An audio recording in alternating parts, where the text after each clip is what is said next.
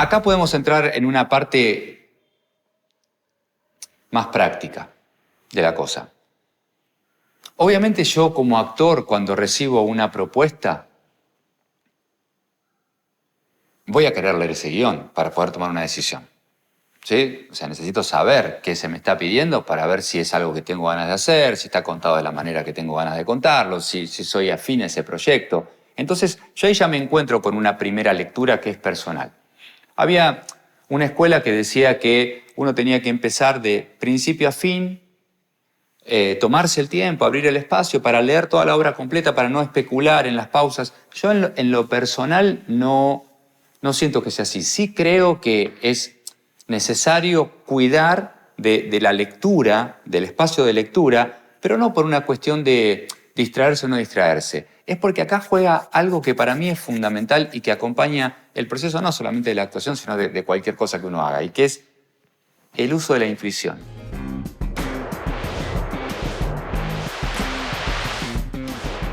Cuando yo me encuentro por primera vez con algo, con alguien, hay algo que me dice algo, ¿no?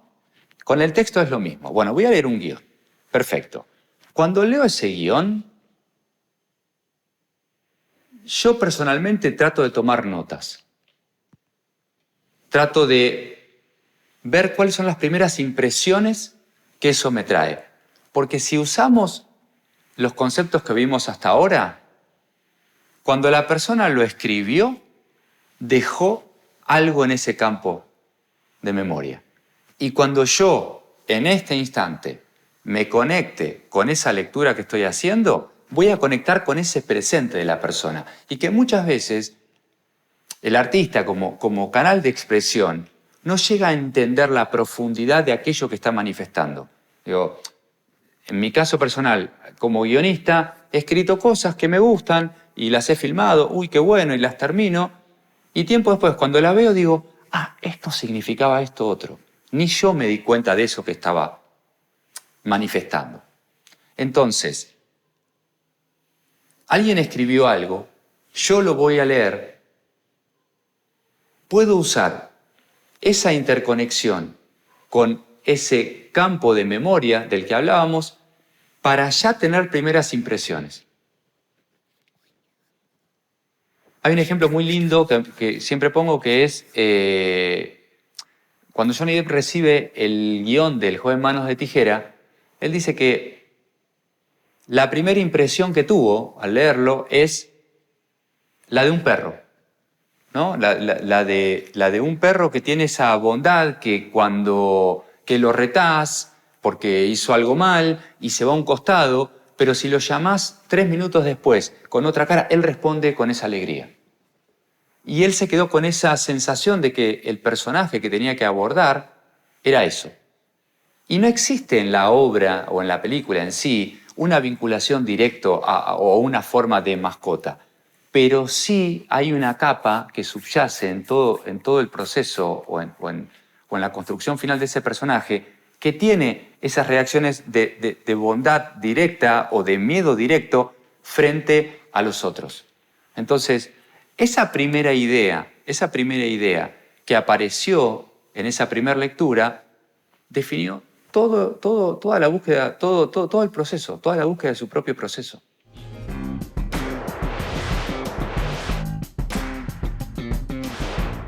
Acá va un consejo para actores y directores en conjunto. El proceso de lectura de mesa es un proceso muy rico, es un proceso que permite interconectar esas intuiciones de las que hablábamos. Y creo que es fundamental entender que no se trata de encontrar respuestas. Las respuestas van a ir llegando durante el resto del proceso. Es un proceso para encontrar preguntas y la dirección lo que tiene que hacer es guiar al elenco a hacerse las preguntas correctas. A veces me gusta agarrar el guión una vez que todo terminó y ver cuáles fueron las preguntas que anotamos, y es muy interesante ver cómo se fueron respondiendo aún cuando nos olvidamos de cuál fue la pregunta original.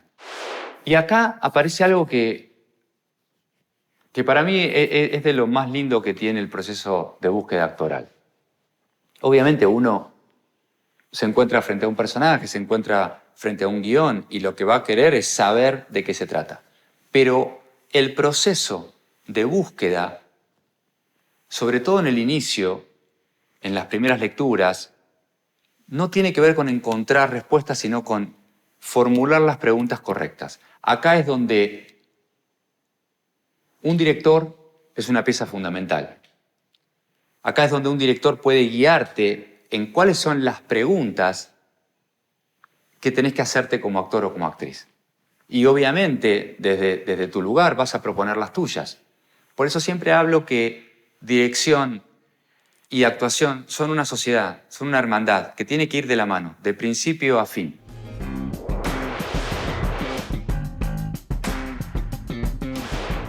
Para poder hacer esto es fundamental contar con tiempo. Es lo que en el teatro es el ensayo. Usualmente en el audiovisual ese tiempo escasea. Hay un problema en la concepción, a mi criterio, y que es, para la parte técnica o artístico-técnica del detrás de cámara, la cosa empieza en la preproducción, a veces en la previa. Actores, actrices son llamados sobre la hora. Esto está generando un detrimento en el resultado final. Es como un equipo de fútbol, ¿no? Si yo llamo a un equipo de fútbol 15 días antes del Mundial, bueno, voy a obtener un resultado. Si lo llamo meses antes, voy a obtener otro. Porque no solamente se trata de la práctica, se trata de la interconexión entre personas. Y nosotros sabemos que este es un arte en donde lo vincular es fundamental, en donde el tiempo para conocer al otro, para poder vincularse, para poder confiar, hasta para poder prever que voy a tener un roce acá o que tal vez no sea una relación ideal la que lleve en el set, que si la paso por la mirada de la constelación también me va a estar contando algo y tal vez esté al servicio de eso. Digo, si yo cuento con ese tiempo, el resultado es mucho más rico y la experiencia es mucho más rica. En lo personal, y como decía hace un rato, prefiero no separar mi vida de mi proceso actoral, de mi proceso como director, de mi proceso como guionista. Creo que es una oportunidad inmensa para poder vivir experiencias que me ayuden a verme, que me ayuden a expandirme, artística y personalmente.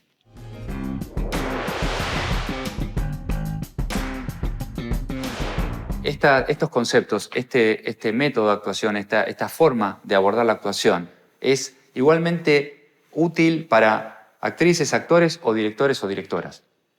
Porque es una forma de poder abordar en conjunto, en equipo, en sociedad, todo un proceso que va a estar indefectiblemente plagado de más preguntas que certezas. De hecho, hay muchas respuestas que llegan después que el producto terminó. Porque ese director va a continuar con ese proceso, más allá de que tiene su película en la cabeza o su serie en la cabeza, pero todo el proceso de postproducción también lo va a acompañar en poder potenciar o atenuar cosas que en el set tal vez fueron demasiado intensas o le faltaron un poco. Hay una serie de elementos que tienen que ver ya con la parte técnica, que tiene que ver con la corrección de color, con el diseño sonoro, con la implementación de la música, con el reencuadre, con el propio sistema de edición, que es lo que termina de darle forma final. De alguna manera, si uno pudiera comparar el proceso del que estamos hablando con un proceso muy sencillo, estaríamos hablando de ósmosis. Es decir, existe un campo en la creación, en el inconsciente colectivo, en el transgeneracional, existe un espacio de mayor concentración. Y nosotros somos, en el inicio, el espacio de menor concentración.